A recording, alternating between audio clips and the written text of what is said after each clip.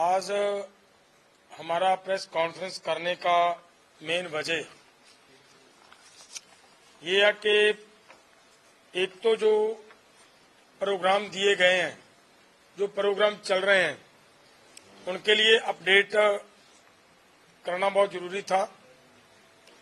दूसरी बात ये है कि पिछले दिनों जिस तरह का आंदोलनकारियों के ऊपर आरएसएस ने हमला किया, उसका ठीक तरह से जवाब देना बहुत जरूरी था। उसके लिए आज ये प्रेस कॉन्फ्रेंस करने का प्रयास किया गया। आप सबका धन्यवाद। आप हमारी बात देशों विदेशों के अंदर ले जाने का प्रयास करोगे।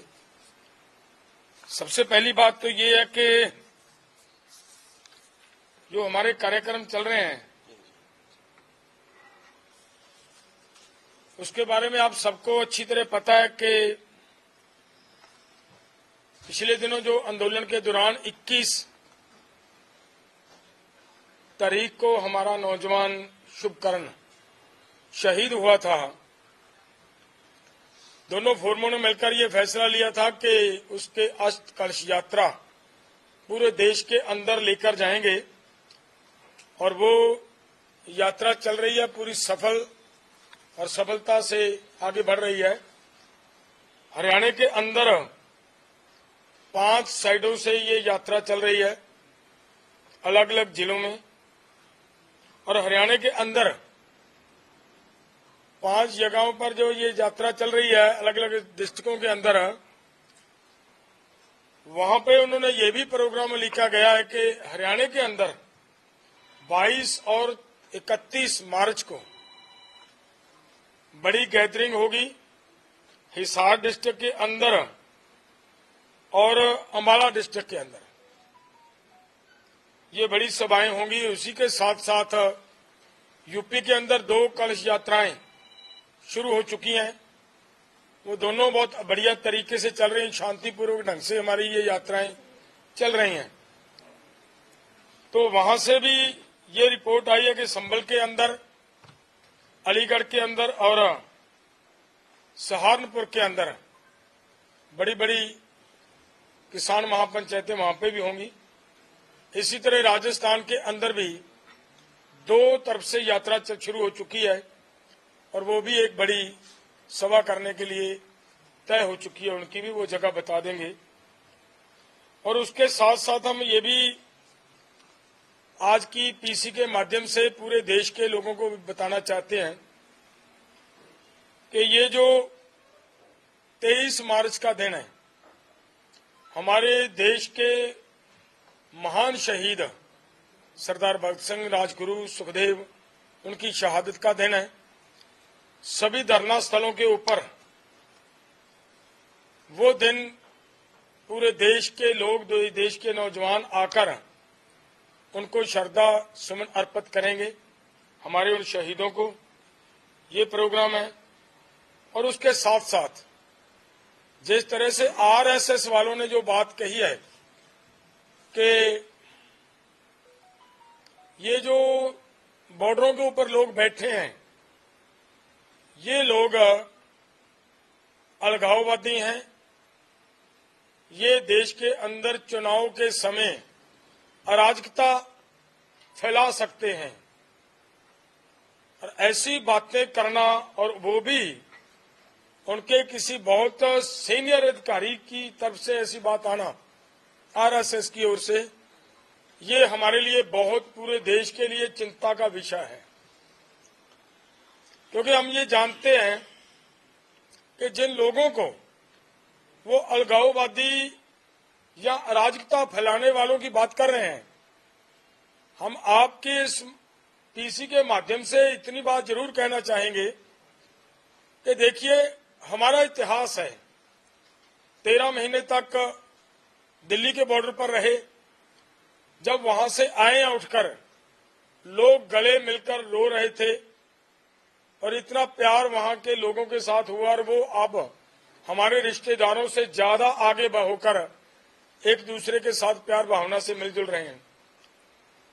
और उसके आगे जब यहाँ बॉर्डरों पे जो अब आंदोलन शुरू हुआ इस बार, जिस तरीके से उधर से हमारे लोगों के ऊपर हमले हुए और इधर से किसानों की तरफ से, हमारे नौजवानों की तरफ से जिस तरीके से उनके जबर का मुकाबला सब्र से हुआ, और आगे से जिस तरीके से की बयानबाजी और गलत एक्शन किए जा रहे थे, वहां उधर से जय श्री राम के नारे लगाकर जिस तरह का वो हालात बनाया जाने का प्रयास किया जा रहा था, वो हालात हमारे उन ऐसे हालात में भी हमारे युवाओं ने अपने आप के ऊपर पूरा पेशेंस रखते हुए किसी तरह का कोई ऐसा कार्य नहीं किया, और उधर से वो सब हुआ।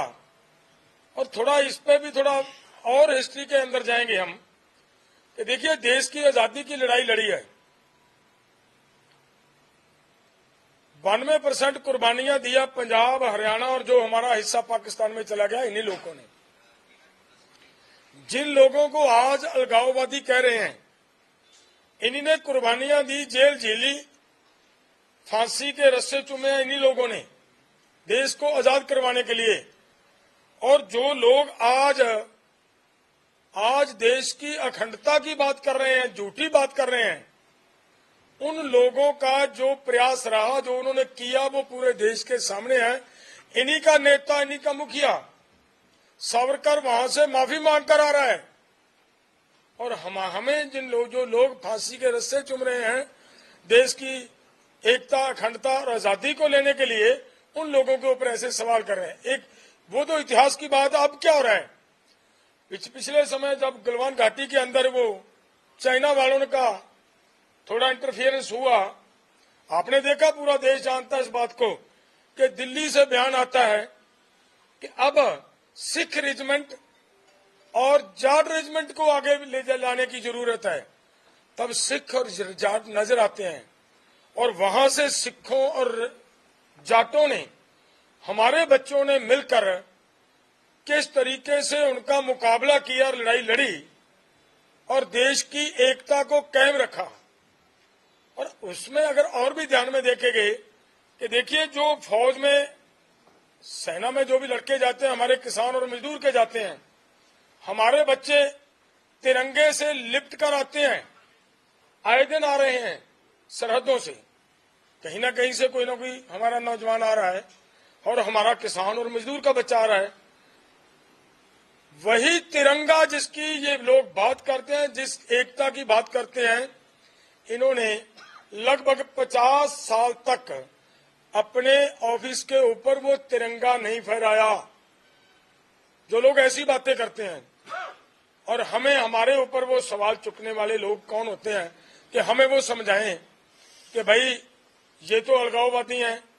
तो हम इस आज की प्रेस के माध्यम से ये सब बातें क्लियर करने के लिए हम आपके समक्ष हुए हैं।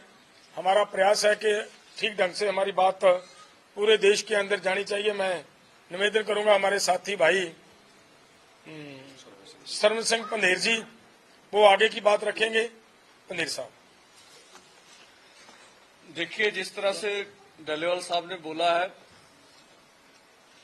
मैं उसमें एक जानकारी दे दूं। जो 23 मार्च शहीदों का कार्यक्रम है, उसमें बजरंग पूनिया जी आ रहे हैं, उन्होंने समर्थन किया हमारे आंदोलन को। पहले साक्षी जी भी आई थी, तो 23 मार्च में वो भी पहुंचेंगे।